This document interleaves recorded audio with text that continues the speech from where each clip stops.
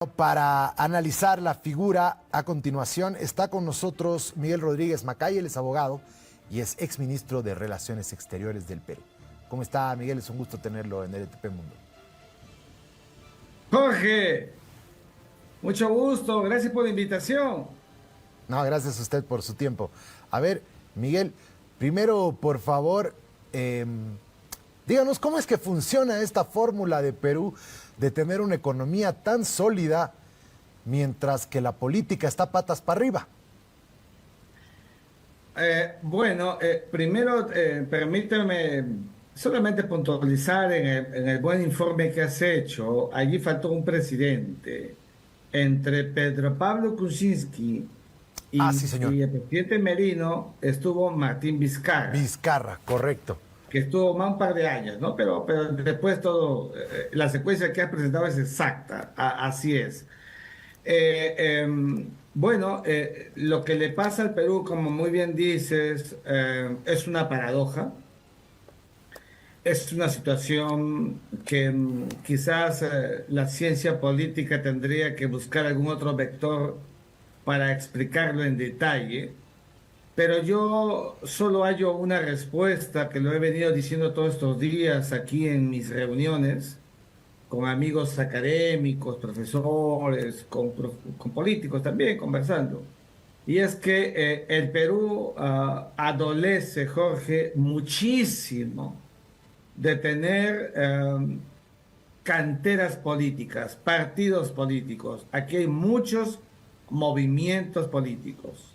Y los últimos partidos que tuvieron fuerza, además del partido histórico que es el APRA, de Víctor Raúl Ayala Torres, de Luis Bedoya Reyes, el Partido Popular Cristiano, o Acción Popular de Fernando Belaúnde Terry, o la Izquierda Unida de Alfonso Barrante Lingán. Todos estos partidos fueron neutralizados en los años 90 cuando aparece Alberto Fujimori con su pragmatismo, y aparecen los movimientos políticos. Hay que decirlo abiertamente, aparecen los movimientos políticos. Y entonces allí se acabó la partidocracia, que tampoco fue una extraordinaria partidocracia, pero desde los últimos 35 años en el Perú no nos hemos abocado a trabajar realmente por tener canteras políticas. O sea, no tenemos eso en el Perú, tenemos que ser muy claros. Es un problema muy serio.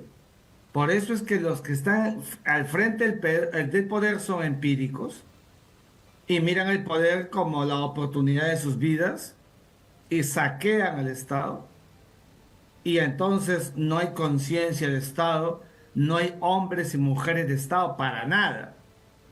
Y viven la inmediatez del país.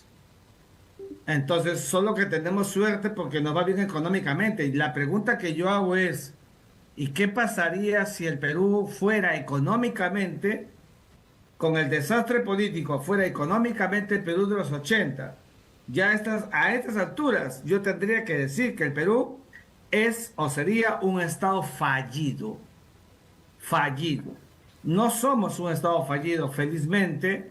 Somos un Estado con una enorme vulnerabilidad, un gran forado político que ha dicho, que ha dictado este importante reporte que tú has hecho preliminarmente, con 8 presidentes y uno más que acaba de ser elegido. ¿Cómo se elige al presidente del Perú? De dos maneras.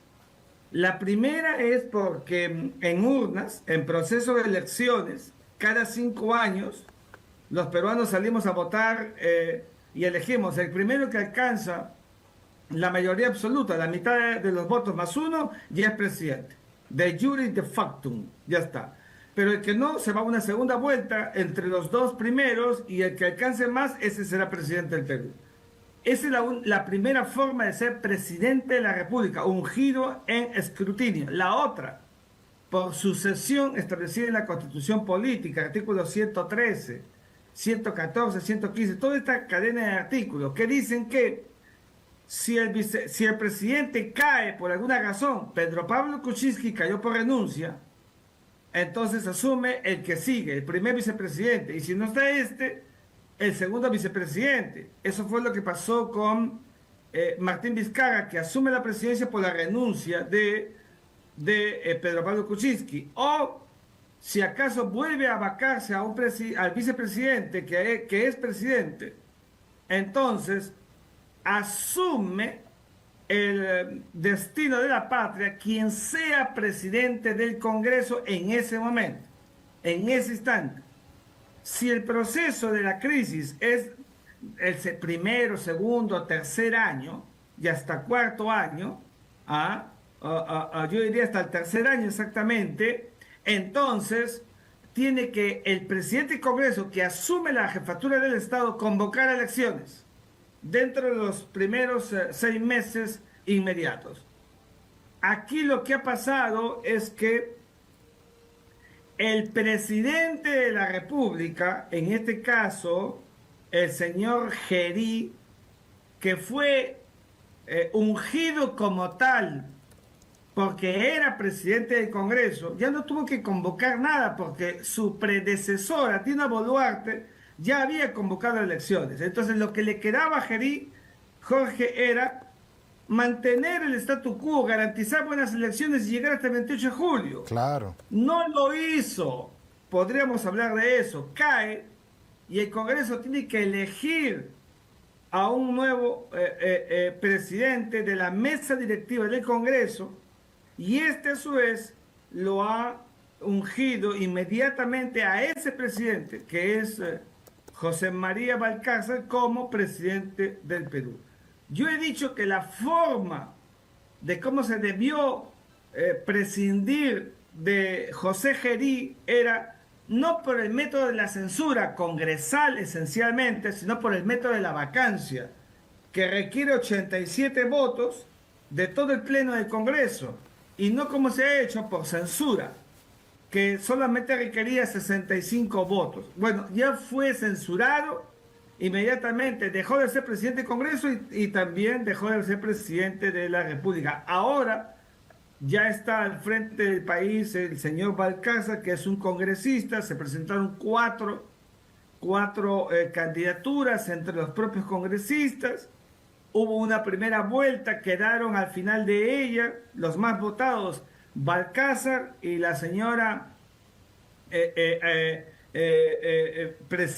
vicepresidenta, que ha sido presidenta del Congreso, Mari Carmen Alba, que ha sido presidente de la Comisión de Relaciones Exteriores, y entonces entre los dos se fue a una segunda vuelta, y en esa segunda vuelta muchos creímos, hay que decirlo abiertamente, que iba a ser elegida la señora Mari Carmen Alba, y ganó el otro señor, el señor de la izquierda del grupo de Perú Libre, al cual lo llevó al poder a Pedro Castillo, y hoy es el presidente de los peruanos, nos guste o no nos guste, ahí está al frente. Yo he dicho que este señor tiene que llegar al 28 de julio de 2026.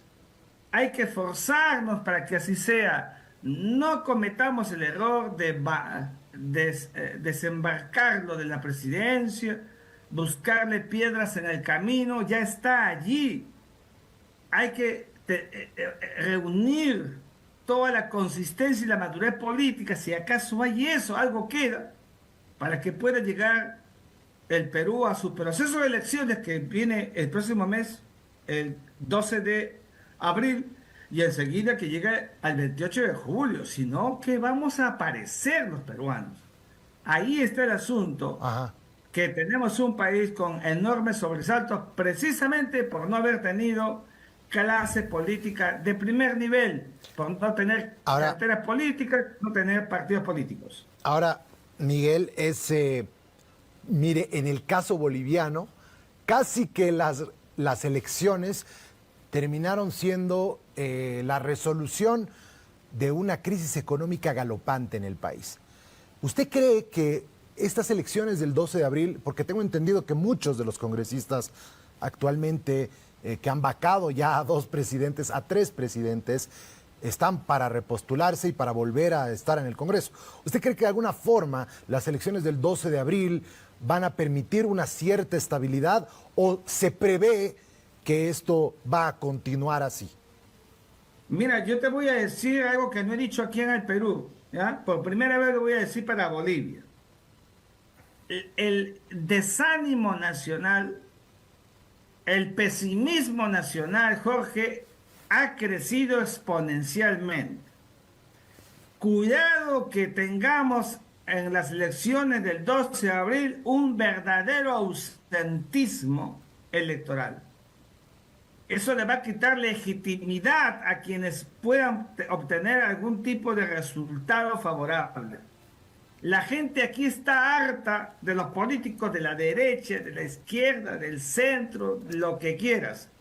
La gente aquí está absolutamente cansada, aburrida, desilusionada de nuestra clase política que mayoritariamente no da la talla. Entonces, mi temor es que haya mucho voto en blanco o mucho voto viciado. Yo aprovecho la televisora boliviana a través de tu medio para decir a mis compatriotas que no hagan eso, que tenemos que salir a votar, porque si no, entonces nuestra democracia está en riesgo. Hay mucha desilusión en los peruanos por todo lo que estamos viendo. Los candidatos que tenemos en estos momentos, Jorge, son como 37, 38, una barbaridad de candidatos Wow. en número. Increíble. Y todo el mundo proviene de partidos políticos que no son partidos, son asignaciones con ese nombre, con dueños, con propietarios que deciden quién postula y quién no postula, quién lo acompaña y quién no lo acompaña. Esa es la realidad de una política peruana que está realmente muy, pero muy por debajo de los estándares que hubiéramos querido tener como en el pasado. A mí no me gusta vivir del pasado, porque todo el mundo empieza a hablar de los políticos, los 80, 90, 70. No, ya no hablemos de eso, la realidad es la de ahora. Y no tenemos políticos que den la talla. En estos momentos, mientras Sí. tú y yo estamos conversando, el señor presidente Balcázar ya empezó a gobernar, ya están con todo, dándole con todo. Comunista, ¿no es cierto?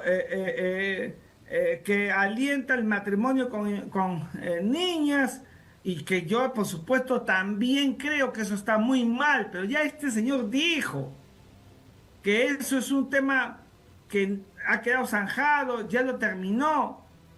Dejémoslo allí y dejemos que termine su mandato. El mismo sentimiento que hubo para el señor Gerí, igualito, con todo lo que había con él, déjenlo ahí entonces, sigan la misma sintonía, que este señor termine su mandato y asegure un proceso de elecciones. Caramba, sí. Estoy viendo aquí, Jorge, cómo la derecha se mata en el Perú, se sacan los ojos, la derecha, la centroderecha, la ultraderecha. Y la derecha bruta y achorada, como dicen los de la izquierda. ¿Ah? Se están sacando los ojos, no se dan cuenta que al hacerlo lo único que hacen es pelear entre ellos, hundirse. Y la gente, si le van a dar duro a este señor Balcázar, la gente va a decir otra vez, aquí hay casi como con Castillo, contra Castillo la persona, y va a haber un voto reactivo. Correcto. No se están dando cuenta de eso. ¿Ah? Sí, Y señor. la izquierda en estos momentos no aparece en las elecciones. Prácticamente López Chao tendrá 4 o 5%, pero no aparece. Pero puede empezar a crecer. Y los primeros responsables de que crezca la izquierda, yo no soy de izquierda, ni tampoco de derecha. ¿Ah? Yo soy un hombre, un académico, un profesor. Van a ser los de la derecha. Esos van a ser los responsables. Cómo lidian y la izquierda también, entre ellos, ese es un saco bastante desordenado y lidian también. Ese es el Perú, ese Terrible. rostro del Perú, Jorge. Increíble lo que nos relata y le agradecemos por su análisis, estimado Miguel. Ojalá lleguen mejores días para el Perú. Le mandamos un fraternal abrazo a la distancia. Gracias a ustedes, buenas tardes. Buena tarde.